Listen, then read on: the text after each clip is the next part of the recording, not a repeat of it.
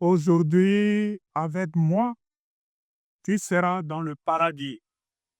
Luc 23, 43. Excellences, mes seigneurs les évêques, mes chers jeunes, chers choristes, mes chers diocésaines et diocésains, chers frères et sœurs dans le Seigneur. En cette solennité du Christ, roi de l'univers, je salue avec joie chacun et chacune de vous venus dans cette célébration rendre grâce à Dieu pour sa merveille dans la jeunesse et le choriste de notre archidiocèse de Kinshasa. Quelle grâce de vous voir si nombreux rassemblés pour célébrer cette journée mondiale des jeunes qui coïncide cette année avec la célébration du jubilé de la jeunesse et des choristes dans notre archidiocèse. Aujourd'hui, l'Église célèbre Dieu qui est maître de la création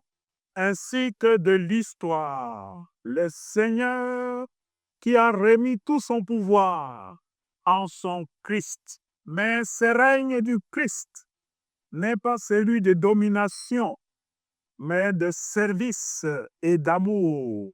Son trône est la croix, son sceptre est la miséricorde, et sa couronne de gloire est tissée d'épines. Mes chers jeunes, cette solennité que nous célébrons aujourd'hui, le Christ roi vous invite à confier vos histoires personnelles au Christ, à savoir que les échecs n'auront jamais le dernier mot dans votre vie. Et vous, chers choristes, ce dimanche qui clôture l'année liturgique vous convie à reconnaître le Christ comme centre et finalité de votre vie. Cette 40e journée mondiale de jeûne, cette année, est placée par le Saint-Père Léon XIV sous le thème « Réveille-toi, lève-toi et sois témoin du Christ vivant ». Le message du pape est un appel vibrant à sortir du sommeil de la peur et de la résignation pour devenir des acteurs de la lumière et du renouveau dans notre monde, dans notre pays, dans notre archidiocèse. Dans le contexte du jubilé de l'espérance, cette parole devient un cri du cœur de Dieu. Lève-toi, RD Congo. Lève-toi, jeunesse quinoise. Porte la promesse de la résurrection du Christ. En cette année du jubilé de l'espérance, cette journée mondiale des jeunes, de la jeunesse, coïncide avec la célébration au niveau diocésain d'un double jubilé, le jubilé des jeunes et celui des choristes. C'est pour notre archidiocèse l'occasion de rendre grâce à Dieu pour les dons de cette jeunesse dynamique et pleine d'avenir. C'est aussi l'opportunité de bénir le Seigneur pour vous, chers choristes, qui témoignez et servez Dieu dans la joie de vos chants. Ce double jubilé manifeste la vitalité de notre archidiocèse. Ensemble, nous célébrons la jeunesse. Ensemble, nous célébrons les choristes venus de nos différentes paroisses pour leur présence offerte à l'Église comme un don de Dieu et de message de l'espérance. Mes chers diocésaines et diocésains, chers jeunes, chers choristes, la parole de Dieu que nous venons de méditer éclaire le sens de la royauté du Christ qui invite à l'alliance, à la réconciliation et à la miséricorde. Dans la première lecture, tiré du 2e livre de Samuel.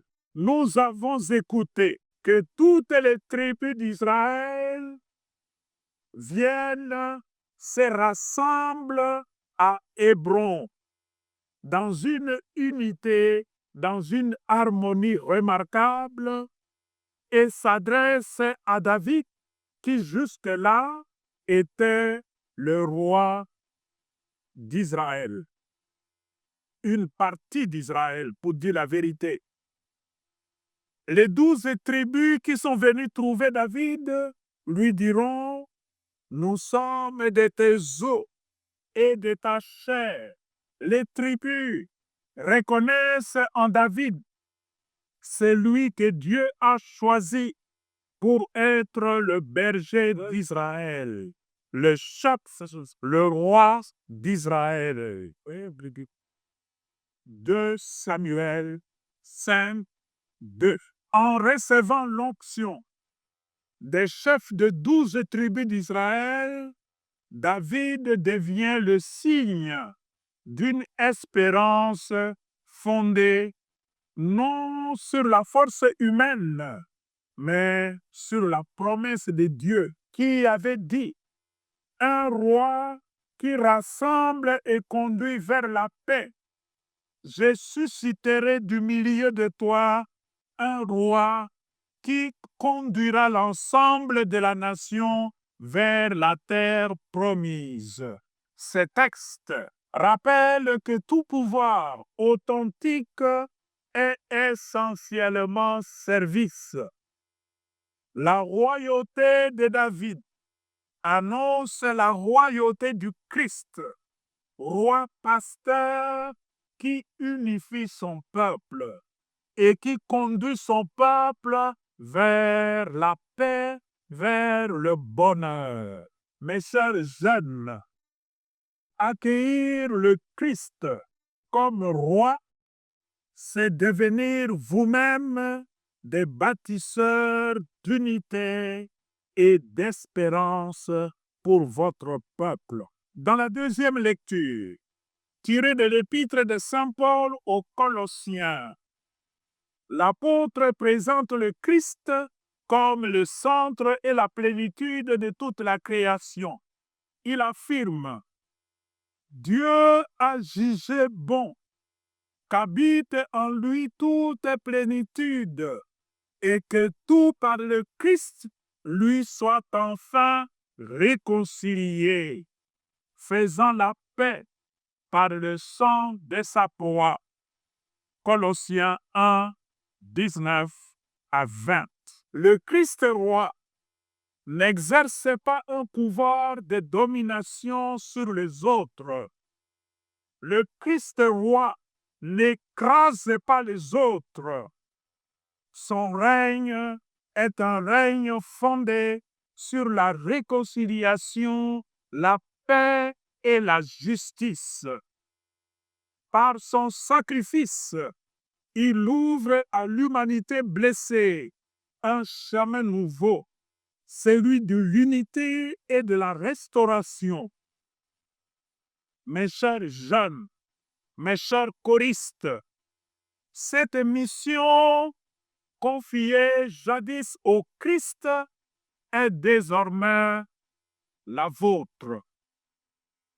Dans un monde, dans un pays troublé, divisé, votre foi, votre chant et votre témoignage sont appelés à devenir des instruments de paix, des signes visibles de la réconciliation que le Christ offre au monde. Dans l'Évangile, selon Saint Luc, Jésus manifeste sa royauté sur la croix en se livrant totalement pour le salut du monde. Aux côtés du crucifié, les 2 larrons représentent 2 attitudes possibles de l'humanité dans l'épreuve. Un des 2 larrons se ferme dans l'orgueil et le désespoir, refusant d'accueillir Dieu refusant de voir en Jésus Dieu lui-même. Il se moque de lui.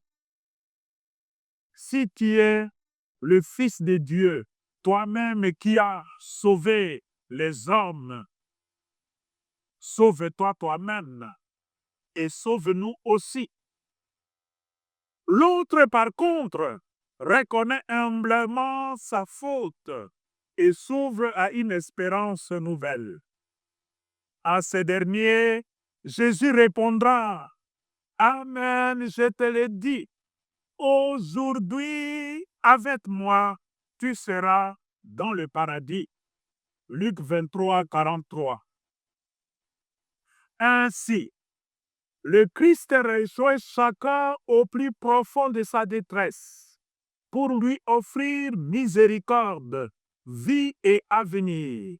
Son règne n'est pas celui de la puissance, mais un règne de justice, de la miséricorde et de l'amour. Ce règne de Jésus commence dans vos cœurs, chers jeunes, chers choristes, chaque fois que vous vous convertissez, que vous vous ouvrez à sa grâce et que vous choisissez avec courage un nouveau départ avec lui.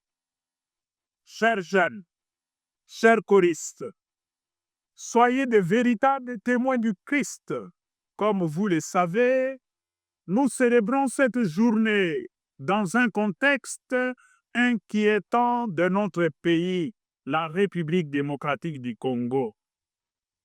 La guerre à l'Est, les conflits armés persistants, l'occupation de certaines provinces à l'Est de notre pays, de milliers de déplacés internes, la misère généralisée de notre population, mais aussi et surtout l'expansion ici aux portes de Kinshasa du phénomène Mobondo qui pénètre déjà dans la ville. Il suffit tout simplement d'aller au-delà de la rivière Mai-Ndombe pour palper les conséquences de la présence de Mobondo. C'est dans le tourbillon de cette crise profonde que le Christ roi vient nous proposer le chemin de l'espérance, de l'unité, de la réconciliation et de la paix. Devenez donc, chers jeunes, chers choristes, des témoins d'une telle espérance. Ainsi, en cette année sainte du jubilé de l'espérance, je joins ma voix à celle du pape Léon XIV qui invite le chrétien à être des bâtisseurs d'espérance, non des spectateurs. Vous êtes appelés à participer pleinement à la vie de notre pays et de l'Église. Ne fouillez pas vos responsabilités, ne dormez pas, ne soyez pas distraits, mais engagez-vous pour un Congo nouveau, un Congo uni, juste, fraternel et prospère. À grande échelle, mes chers diocésaines et diocésains, dans notre pays, cette espérance d'unité, de réconciliation et de paix est aujourd'hui portée dans le projet du pacte pour la paix, la réconciliation entre Congolais et le bien vivre ensemble dans la région, la sous-région des Grands Lacs. Ces projets, portés conjointement par la Conférence nationale des évêques du Congo, CENCO, et l'Église du Christ au Congo, ECC. Cette initiative vise à relire notre histoire commune pour toucher les racines profondes de ces conflits, en impliquant tous les acteurs de la crise et toutes les forces vives du pays, spécialement vous, les jeunes. Ces projets s'inspire du concept de Ubuntu. Notre être toujours déjà relationnel. Toute autre initiative qui se limite aux arrangements entre politiciens sans prendre en compte les causes profondes de la misère de notre peuple est vouée à l'échec et provoquera d'autres crises si nous ne rassemblons pas ensemble le peuple congolais autour d'une table pour vider leur sac. À petite échelle, ces chemins d'unité, de réconciliation et de paix exigent de vous un engagement au quotidien contre la corruption et son cortège des antivaleurs. C'est depuis l'école qu'il faut dire non à la corruption et à la tricherie. Les maux dont souffre Kinshasa aujourd'hui, insalubrité, absence d'infrastructures, embouteillages monstres, inondations, ont tous leurs racines dans la corruption qui entretient la mauvaise gouvernance, le détournement de deniers publics, l'absence de redevabilité, etc. Chers jeunes, chers choristes, je vous invite donc à imiter votre compatriote, le bienheureux Floribert Boinasoui, un jeune comme vous qui a su dire non à la corruption jusqu'à la fin, jusqu'à sacrifier sa vie pour la vie de ses frères et sœurs. Fêter Christ roi, c'est être témoin de la vérité et donc dire non à la corruption, aux divisions, à la violence, etc.